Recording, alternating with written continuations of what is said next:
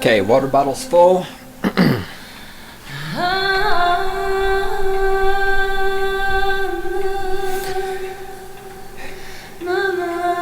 Microphone is positioned. Got my gin and tonic. Yeah, I think we're good to go. Of course, the gin and tonic is already halfway gone. I should have just made a double instead of a single, but I need a larger glass.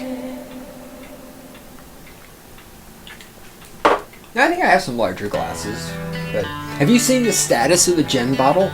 It's getting really low. You know, it's part of your job to fucking replenish the gin.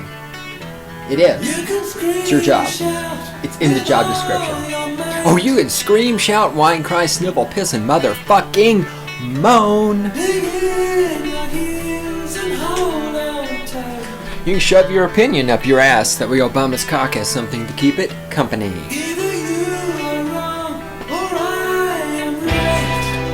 Oh, and don't forget, the ever-present, the most likely, the third possibility, my friends. You are wrong, and I am right. You know how that happens? It happens like this. It happens because I am always right. I have always been right. I will always be right. I'm right now. I am right all the fucking time. You know how I'm right? Simple. I'm never wrong. This is Stating the Obvious, the weapons platform from which I launch the cruise missile on my intellect that homes in on and destroys stupid motherfuckers all around the world. Doesn't matter where you are. If you are a stupid motherfucking statist and I find out about you, I will make fun of you, I will insult you, I will launch the cruise missile. And if you're within range, I won't use the cruise missile. We will mow you down with the .50 caliber machine gun. Why? Because I like watching when the bullets hit your body and fucking kill you. Alright. Hold on. There we go. Just want to make sure the mic cord was not getting pulled out. Don't pull out. Yes. Alright, greetings. I am the Great One himself, founder of Cynical Libertarian Society, cynlibsoc.com on the interwebs. You can email us at God, that's dog spelled backwards, God, cynlibsoc.com. In the control room, the lovely and adorable Randy. Today is the 16th of February, 2015. It's fucking cold outside. Got fucking winter. What the hell? We were having like this miniature summer for a while. It's like 70 fucking degrees in February in Colorado. I'm like, yes, global warming, motherfucker. Yes, I love global warming.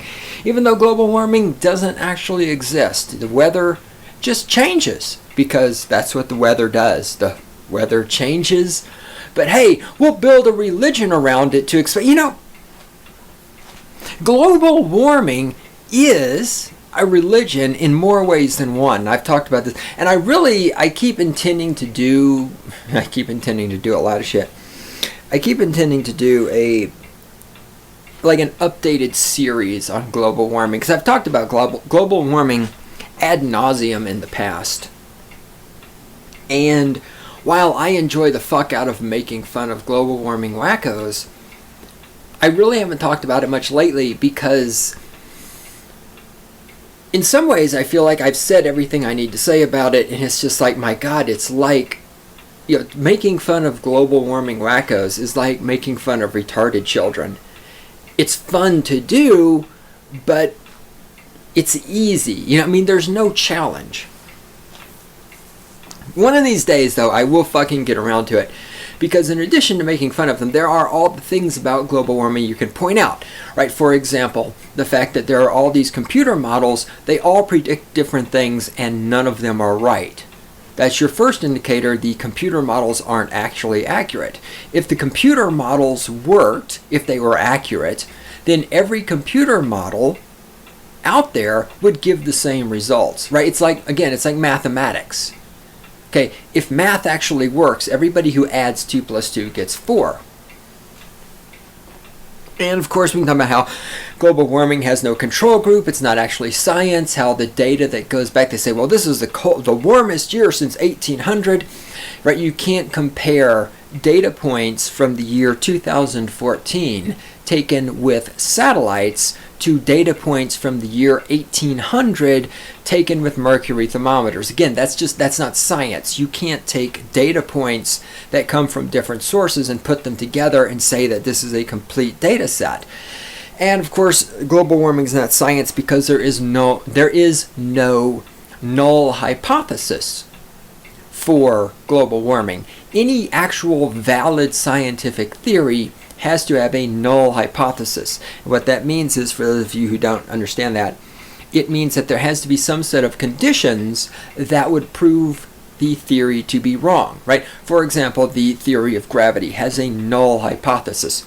If I take a rock and I pick the rock up and I let the rock go, and the rock, instead of falling to the planet Earth, the rock, and it's a real rock, like this isn't some kind of fucking trick question, okay?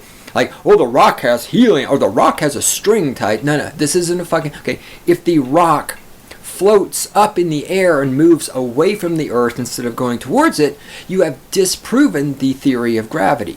Now, that's never happened, but the point is, if it did happen, it would say, hey, there's a flaw in the theory of gravity. Or if, for example, somebody actually found a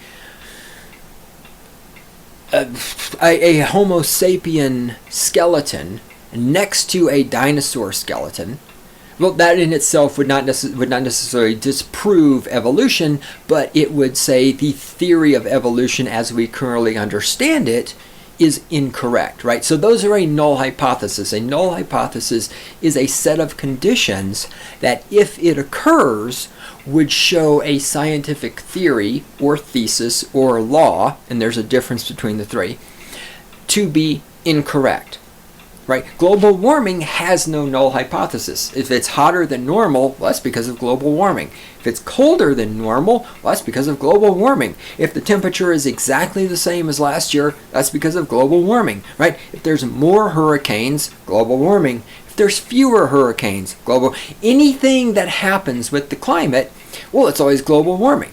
If you cannot come up with a null hypothesis for global warming, some conditions that would say, hey, this means global warming isn't happening, it's not a valid scientific theory. It's just a religion. So let me get to what I was going to get to before I forget.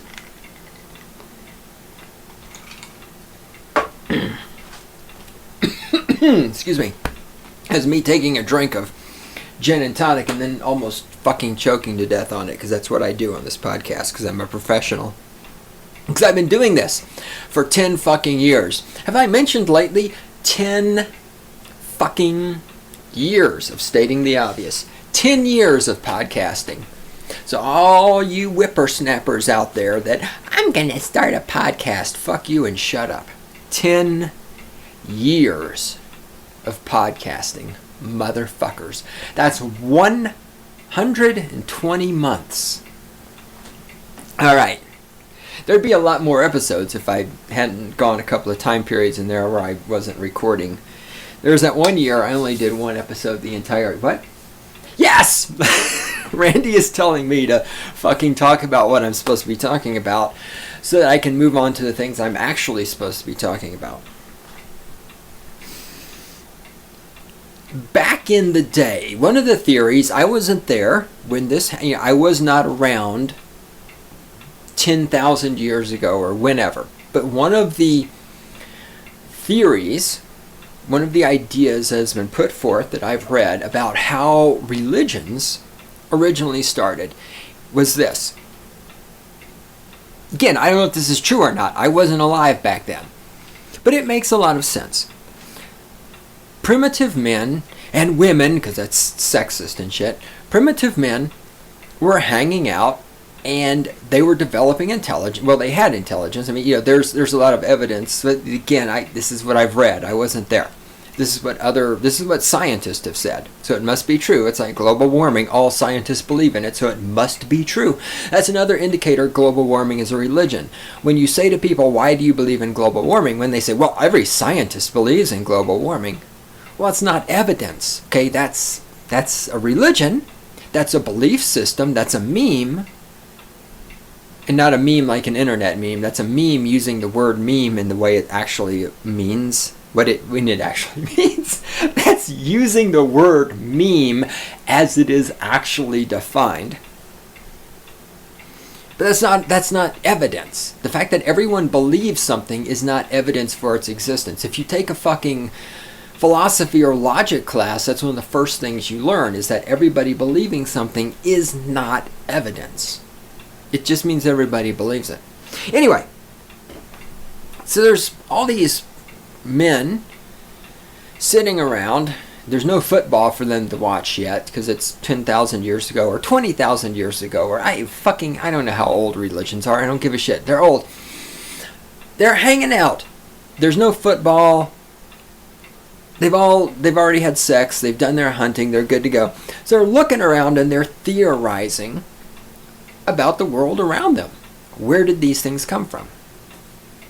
Right? There's trees and there's stars and there's mountains and there's animals. And so what the fuck are the stars? And why is the weather the way it is? And where did all of this come from? And do these animals have intelligence? And where do the animals come from? And what does all of this mean? And because it is beyond their comprehension,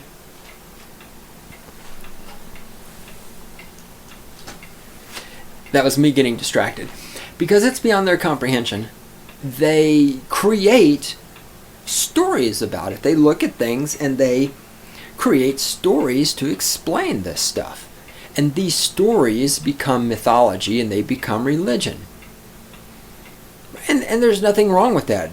That's what we as humans do. As humans, we look at things, we look for patterns, we seek explanations. It's part of the way our brains function. And so religions emerged because these primitive men were looking at the world around them and seeking explanation for things that were beyond their understanding. And thus religion and mythology.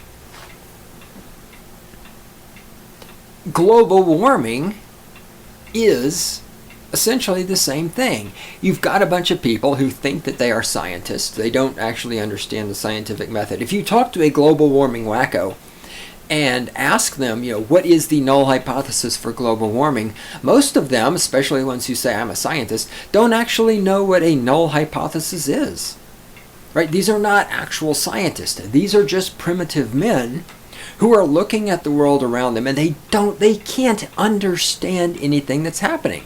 Right? The idea that the climate changes, that the weather is different as time goes by, is beyond their understanding. And because it's beyond their understanding, they create a mythology to explain it. And that mythology is called global warming.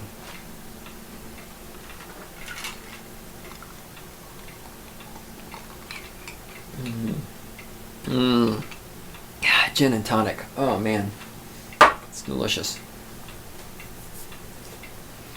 So there it is. All right, we're 13 minutes into the cast. I can get started. Where's my notes? There's my notes. That was not something I was intending to talk about. It truly popped into my brain as I was rambling right there, and I just wanted to say it. I need to write that down. Oh, global warming in my mind.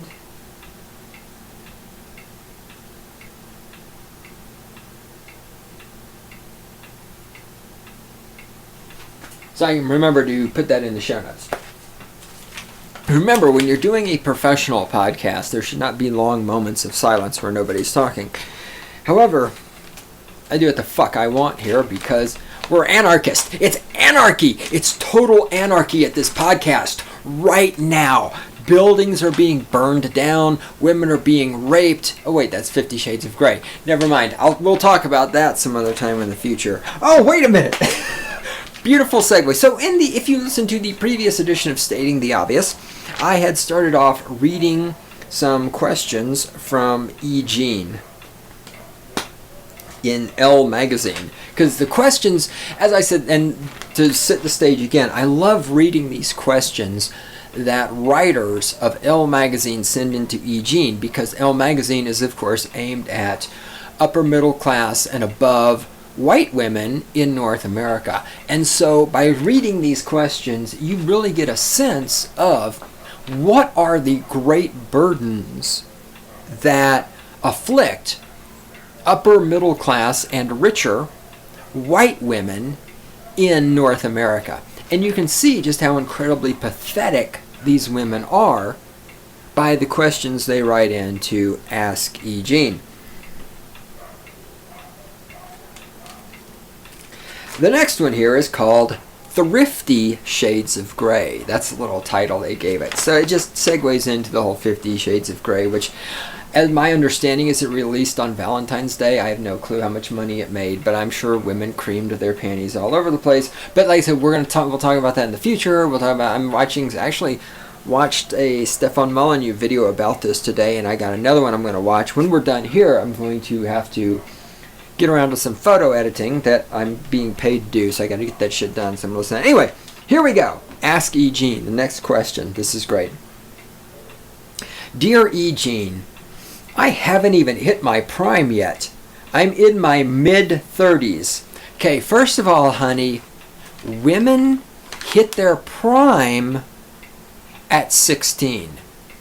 See, this is the delusion of the modern white upper middle class or richer woman, is that their prime is in their 40s or something. And this is because old women are trying to pretend that they are desirable because they're old. I've talked about this before, especially extensively in my podcast about the birth control scam, where I referenced Troublemaker in a blog post he wrote, where the whole thing was talking about how women, when they're young and healthy and capable of having children, are told not to have children, that they should go get jobs, which of course getting a job means they're paying taxes. That supports the state.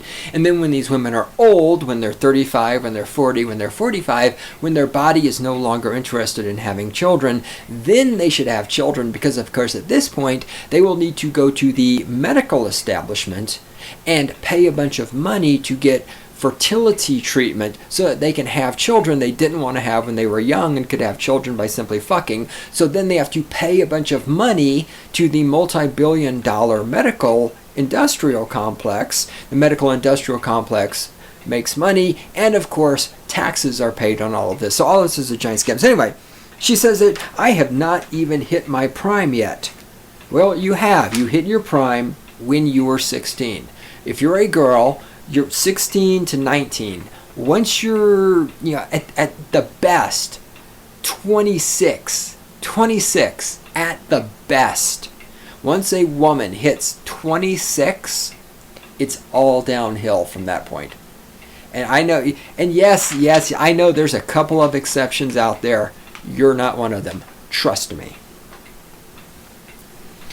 I haven't even hit my prime yet. I'm in my mid-30s, well-rounded, balanced, always take good care of myself, etc. But, see, there's always a but. Recently, the husband and I were looking at old photos, and he exclaimed over and over, quote, "How young you used to look." Well, it's because you're in your mid-30s and you're not young anymore. See, when you were young, you looked young. But you're living in a delusional world where you believe that being in your mid-30s means you haven't reached your prime yet. E, those pictures were only 4 years old. Well, yes, 4 years ago you looked a lot younger, because a woman who's getting old goes downhill really fast in 4 years. Especially, I mean, do you really eat right? Do you really exercise? Are you taking care of yourself? Blah, blah, blah. Or are you kind of letting all that stuff go to the side because you're a career woman and, you're a woman, here you roar, and feminism and all this other shit. His comment is playing on a loop in my head to the point where I don't even want to leave the house. So the husband said that you used to look young 4 years ago, and now she doesn't even want to leave the house because of what she... And women claim that what they look like is not important, and then when I say things like if a woman is not getting attention, she doesn't exist, and women get offended by that. Here this woman is saying she doesn't want to leave her house because her husband said she looked younger 4 years ago. I mean, among other things, all of us looked younger 4 years ago. Randy, 4 years ago, you looked younger. Just letting you know that. 4 years ago, I looked younger. I was not as sexy, because I get sexier every fucking day. But I did look younger 4 years ago. This is a reality of life, okay? This is how fucking things happen. I am happier than ever. Love this man more than I ever thought possible. Know he loves me in every possible way. And I have to admit to having more gray hair than I had 4 years ago. So why is this comment bothering me? Whenever I bring up dyeing my hair, my husband tells me he loves my grays. She's in her mid-30s and she's already getting gray hair. Honey, you're past your prime. Just accept that you're past your prime. You're in your mid-30s. You're old. For a woman, you are old. Okay? But don't worry. You've got Obama. He's going to give you free motherfucking birth control. He's going to give you free health care. You got your career. You've got this beta male husband who loves you and all this other shit. Just shut the fuck up and deal with it. Oh my God. So I worked with, oh my God, like totally. Like, hold on, let me digress and tell this story. Like, oh my God, like totally. After I have a drink of gin and tonic. I recently, for those of you new to the show, I am a photographer, among other things. I recently worked with a model who has this beta male who follows her around and is her, like, servant. I mean, this guy is literally her servant. It's this fat, ugly, gap-toothed piece of shit that has 2 children with a woman he's not married to, and green hair, and the IQ of a turnip. And she's like, go get this for me. And he's like, okay. And she's like, go get that. Okay. And he like drives her around. I mean, he's just like total submissive beta male, which of course is what the feminist would love all men to be, except of course for those rare men who are stalker, rapist billionaires, like the guy from 50 Shades of Grey. And those women, they want to have, no, those men are the men women want to have sex. Did I mention, I can't remember if I mentioned this or not. I had this thought the other day, this occurred to me, that I've always looked at women who make these career choices, like to go into social work and welfare type things and parole officers, dealing with people who are criminals and such. I've always looked at this as women with their women manifesting in a misguided way their desire to help other people. And I had a revelation the other day that while that might be part of it, I think another aspect of this, and I need to write this down so I put it in the show notes.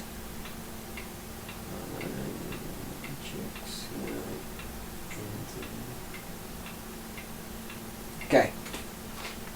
I think another aspect of this is that chicks go into social work and welfare work and child protective and all this other shit because it gives them an opportunity to interact with a large number of men who are violent criminal types. And those are the kind of men that women most desire to have sex with. And it makes sense. As everyone always says, right? If you want to meet girls, what do? You go where there are girls. And what kind of girls do you want to meet? Do you want to meet girls who like to ride horses? Well, then you go to a fucking horse stable. Do you want to meet girls who like art? Well, then you go to a fucking art gallery, right? Whatever kind of girls you like, you go to a place where those girls would be found. Whew. Not even drunk yet, and I can't fucking talk. You go to a place where those girls would be found. You like girls who listen to heavy metal? Go to heavy metal concerts, right? Okay. So it's the same thing with women. I mean, if women are looking for men, you go to the places where you're going to find the kind of men you like. And since women so much want to have sex with abusive, violent type men, cops, soldiers, criminals, drug dealers, I mean, just look at the men that women glorify and are attracted to. It makes sense. It makes sense for those women to go into professions where they're going to interact with a large number of violent criminals. Or men who are at least potentially violent. Child protective services, welfare, blah, blah, blah, blah, blah, blah. Randy, I lost the paper. There it is. God, this is me not drunk. I'm in trouble. If I have another drink, I'm shot. Gin and tonic. By the way, computer upgrades here at Cynical Libertarian Society finally done. Everything seems to be functioning. We'll find out once we record this cast. Everything seems to be good. Okay, here we go. Hey, speaking of...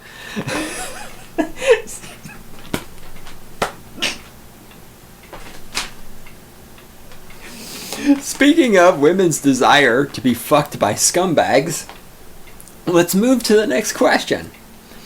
Question. I'm a beautiful, strong woman.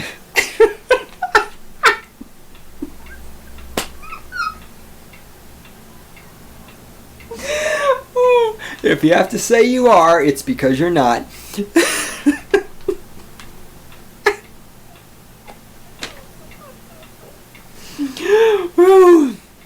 She's a beautiful, strong woman, which means she's really fat, really overweight, and she's a femistatist. You have to learn how to interpret woman talk.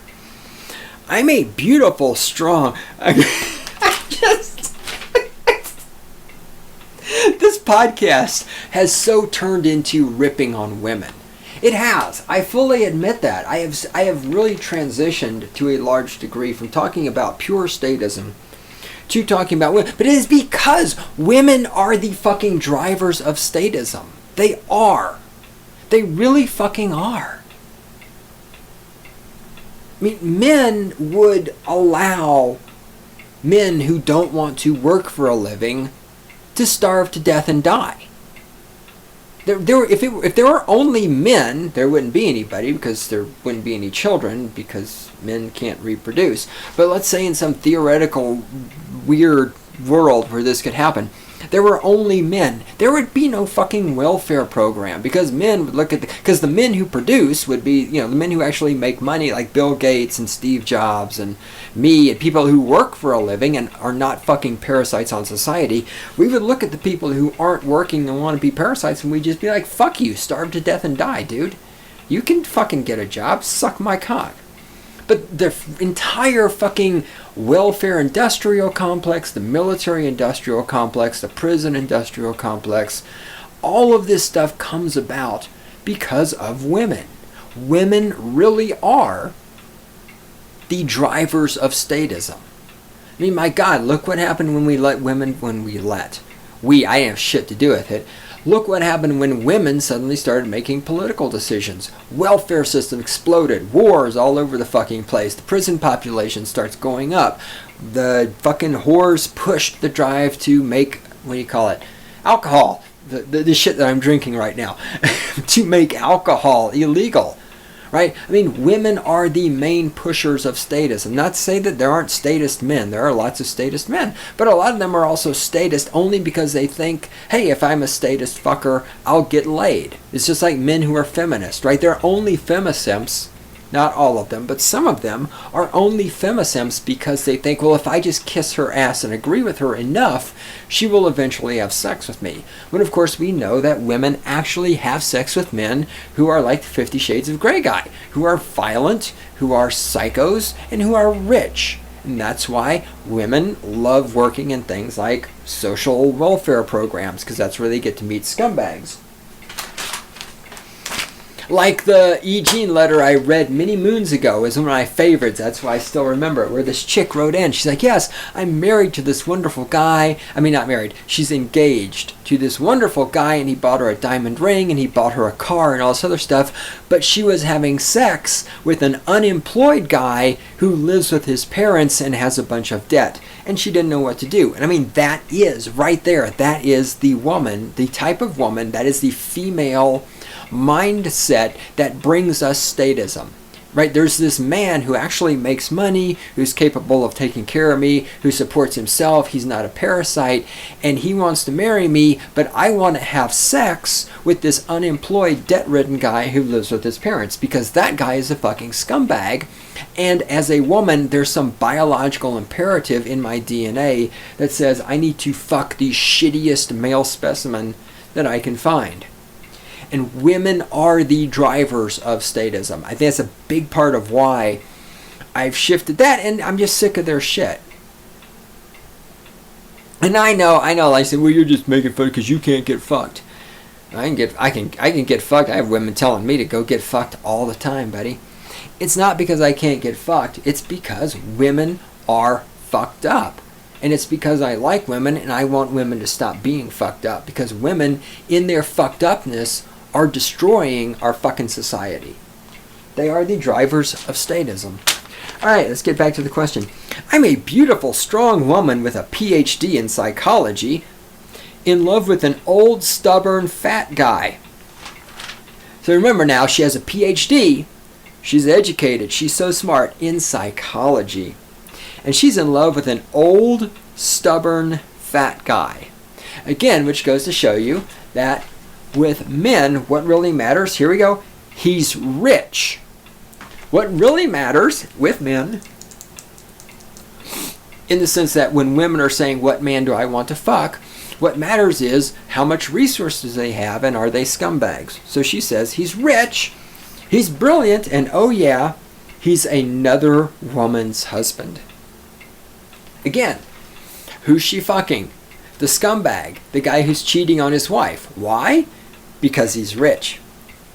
He doesn't have sex with her, but he won't leave her either. So she's fucking this guy who is married but doesn't have sex with his wife. So not only is he cheating on his wife, he's breaking the contract of marriage that he voluntarily made with this woman, but he's not even fucking the woman he's married to. Double scumbag. It's one thing to marry somebody and fuck someone else, but it's another thing to marry somebody, fuck somebody else, and not fuck the person you're married to. Double scumbag, and he's rich. And that's why this strong, beautiful woman with a PhD is so attracted to him, even though he's old, stubborn, and fat. And you wonder why I say women should not have jobs. Can you imagine a woman this dumb being CEO of a corporation?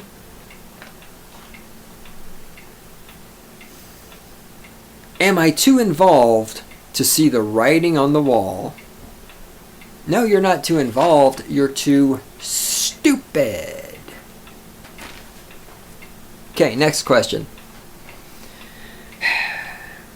I have done a very bad thing. I forced my lover into marriage with ultimatums, etc. And now my sweet, sensitive, tender man has turned into a nightmare. He says the most terrible things to me, derides the fact that I'm a vegetarian, and makes love to me only twice a week. I'm drained. So, in other words, she forced this person into marrying her with ultimatums, with threats of violence, and now that they're married, he's treating her like shit. Imagine that. Again, here we see the statism. She used force, she used threats of violence, she used threats of whatever it is, whatever kind of ultimatums they are. She doesn't give us any details, of course, on her ultimatums. But she used threats of violence to manipulate another person into marrying her, and now the person is treating her like shit. And she doesn't understand why. By the way, you should be made fun of for being a vegetarian, because vegetarians are idiots. and you're only making love to her twice a week. Hey, you could be married to this old stubborn fat guy who only makes love to his wife never, and is instead fucking some other woman on the side because she's beautiful and strong and has a PhD. Oh. Again, here we see this statism. I used violence. I used threats to force someone to do what I want, and now they're not being nice to me. Wah, wah. Wah, wah.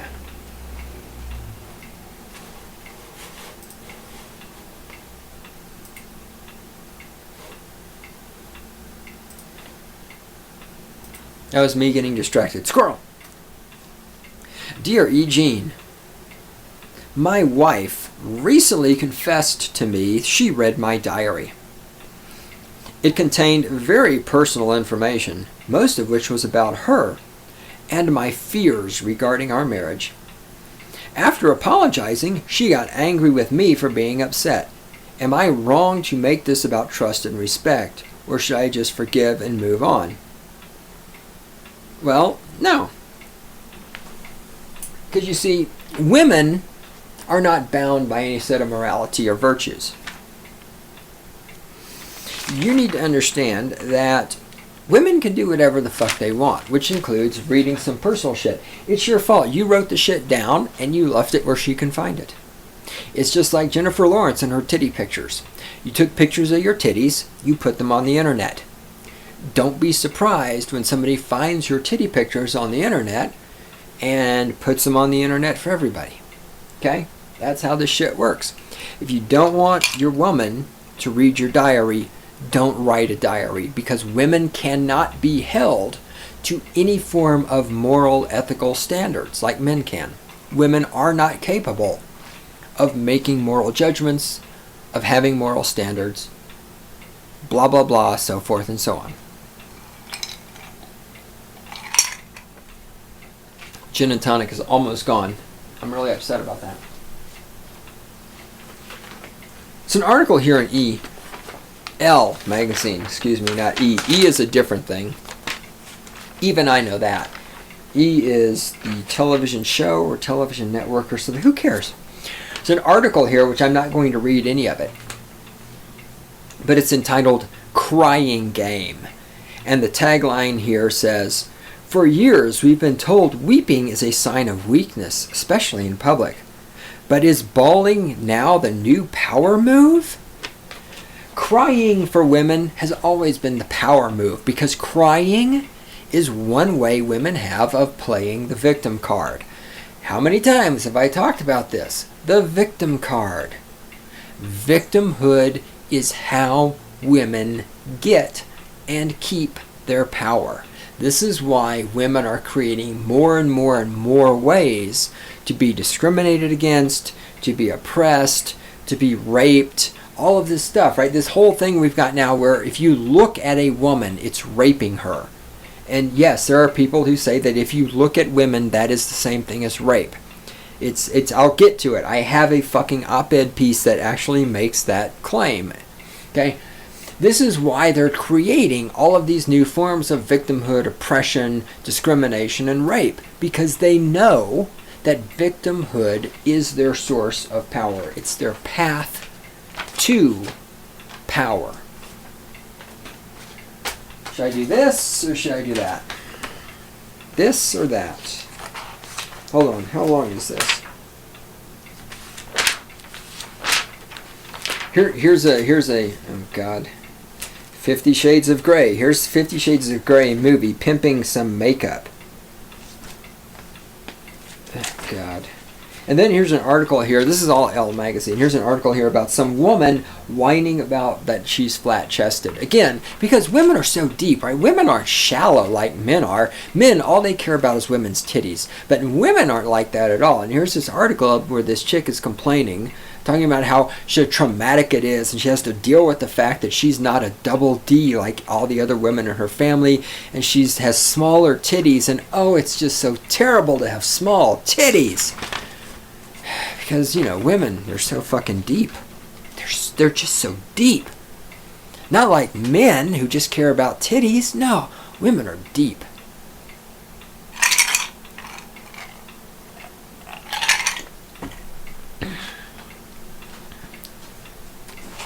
Let me knock this out. Onward, Christians, soldiers. Ruth Shallot Barrett meets the actor poised to satisfy millions of women's deepest yearnings as 50 Shades brooding billionaire sex god Kristen Gray. So this is the millions of women's deepest yearnings. To have a billionaire stalk them, tell them they can't spend time with their friends, and verbally, mentally, emotionally abuse them, and have bondage sex with them. This is millions of women's deepest yearnings. Now listen to this writing. And again, ask yourself, do you want this woman to be your boss, to be your CEO, to be a teacher? Should a woman who writes this as an expression of what's going on in her mind, should she have any kind of responsibility or power? Should she be taken seriously in any way? Here we go. My heart is pounding. My legs are pure jelly. I'm a quivering mess. Christian Gray is sitting across from me. He's so good looking, it's unnerving. His hair is tousled. Tousled? His gaze is steely like molten gray fire. Oh my. I swallow my Diet Coke convulsively. What's happening? What's he going to do now? His long-fingered hands reach for the cheese plate. I gasp and flush scarlet as he piles macangolo and chorzio on crusty bread. He says. He looks at me, his eyes full of some unfathomable question. Holy cow! Could this be more erotic? Is this whole grain mustard? He asks. My heart pounds faster. The blood thumps in my ears. I go into cardiac arrest. Oh! But see, women are not shallow. Women are so deep. She's so interested in his intellectual skills. She's intrigued by what a fantastic parent he will make to their children. Right? It's not a shallow thing at all. It has nothing to do with his hair or his gaze. There's no emotional responses here whatsoever. Women are not like men who are just, see titties and just be like, oh, I want to fuck that. No. Women have no erotic desires like that towards men whatsoever. Women make all of their choices about men based on intelligence and rationality. Then there's another little quote. This is this actor who's playing Kristen Gray. I don't know who the actor is. I don't give a fuck. This is him talking. He helps himself to say whatever. Quote, I think a lot of people try to undermine the whole thing, but it's hard to undermine something that's so successful. Mass appreciation doesn't always equate to something good. Think of Hitler. But I think in this case, it must. It simply must. There's got to be merit in it if so many people agree. Unquote. What he's talking about is there must be merit in 50 Shades of Grey because so many people like it. Again, with the global warming. Just because people believe it doesn't mean it's true. He says right here, hey, all these people loved Hitler, but Hitler wasn't a good guy. But see, this is different. There's a whole bunch of people who like 50 Shades of Grey, so it must be a good thing. This is totally different. Ultimately, who cares? Ultimately, it just shows what I and other people have been saying about women, is that women are attractive to abusive men. Duh. Fucking duh. It shows what I and other people have been saying. Women want to be sexually dominated. Duh. It's a good thing I think, in the sense that it illustrates what I and other people have been saying to be true is true.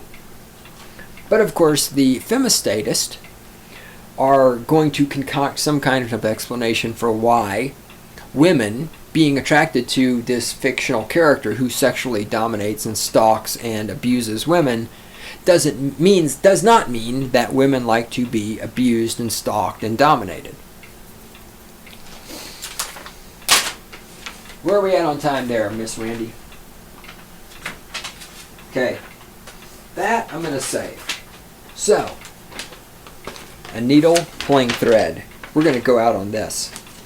Because we are going out. It's going to happen. That is fucking weak. Okay, you guys have no idea what I'm talking about, but it's totally okay. Just roll with it. That is the weakest shit ever. Hang on. I'm going to try this. Alright, we're going to have to go at that in the future. Again, you guys have no idea what the fuck I'm talking about. It's okay. Randy and I are doing some... It's because of the computer upgrade. It's software-related shit. Alright, more! Oh, there's always more. Ask E. Jean questions. Again, an insight into the first world problems of upper middle class white women. Yes, I like that. First world problems of upper middle class white women. I have to write that down or I'm going to forget. Hold on.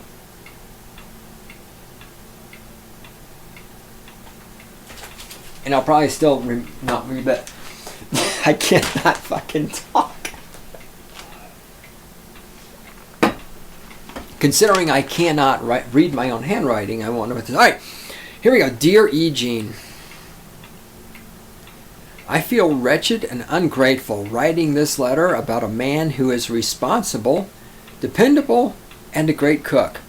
But I've continually begged, pled, and shed tears, asking for just a little more foreplay, a little more warmth.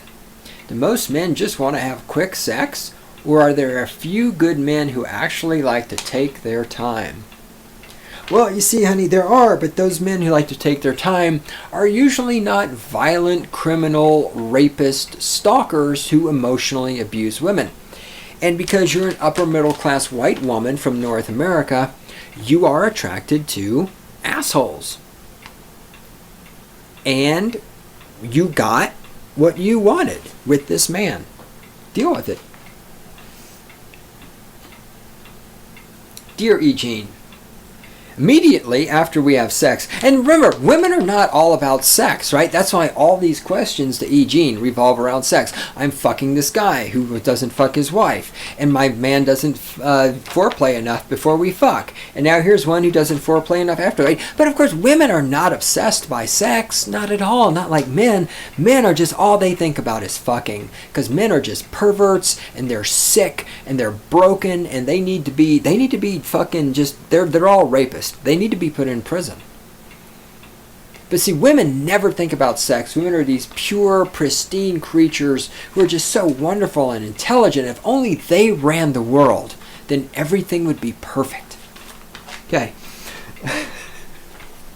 Right? Randy, you never think about sex, do you?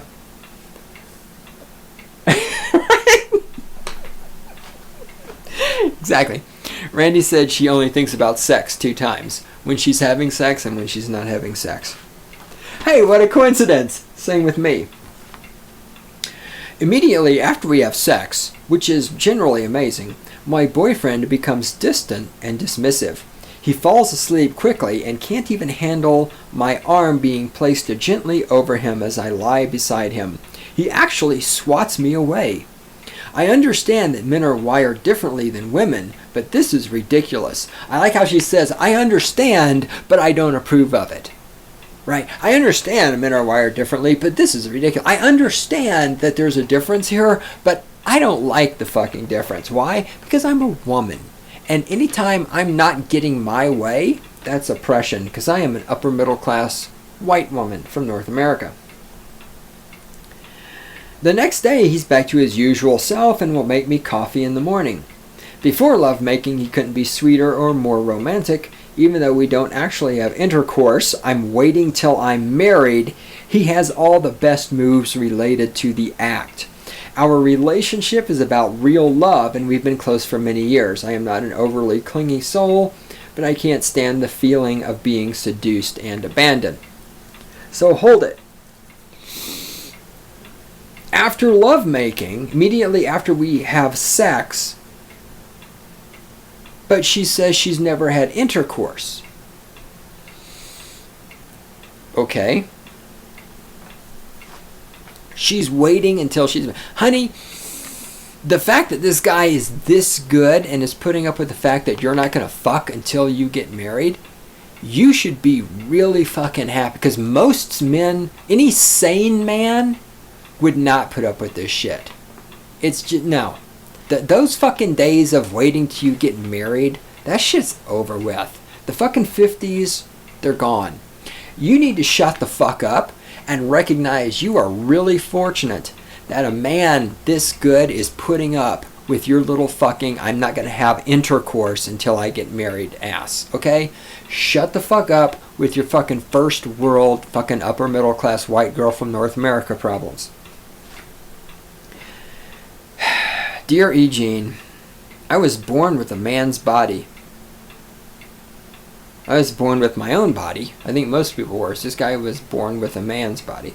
I was born with a man's... That I was trying to be funny. It wasn't that funny. Never mind. I was born with a man's... You see, the joke was, it's like, so he came out of the womb and he had a man's body in addition to his body. That was the joke I was going for. It didn't work. Okay, let it go, man. It didn't work. It wasn't funny. It wasn't. I was born with a man's body, but when I'm at home, I dress like a woman, because I'm a lumberjack and I'm okay. I also enjoy being dominated by a woman, being a kind of sex slave, in particular if she is pretty and feminine. Well, who doesn't? The problem is that kind of woman who would enjoy going to bed with a man who dresses as a woman is very difficult to find. Yes, she is. Because women don't want to have sex with men who dress like women.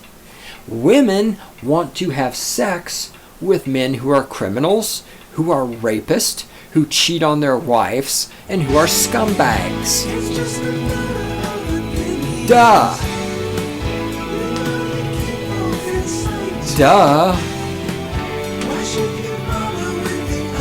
I don't have to bother with the other side. I am always right. Been saying for years, women like to have sex with men who are pieces of shit. Women don't want to have sex with men who dress like women. Women want to have sex with men who treat them like shit.